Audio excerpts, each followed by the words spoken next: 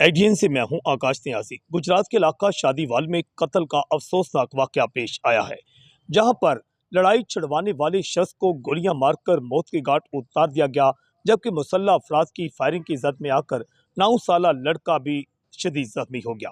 थाना कुंजा पुलिस ने आबद नज़ीर सकना शादीवाल की मदयत में नामजद मुलजमान के खिलाफ मुकदमा दर्ज किया है। आबद नज़ीर की दर्ज कराई गई FIR के मुताबिक उसका कहना है कि दिन 12:30 बजे मुझे टेलीफोन पर इत्तला मिली कि आपके वालिद को घर के बाहर किसी ने फायर मार दिया।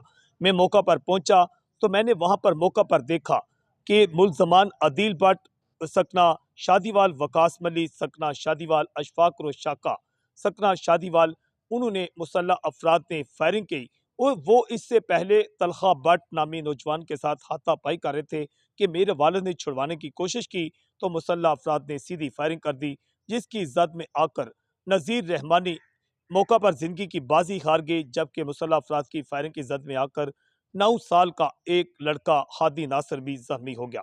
इत्तला पर पुलिस मौका पर पहुंची, मकतूल और जख्मी को अस्पताल पहुंचाया।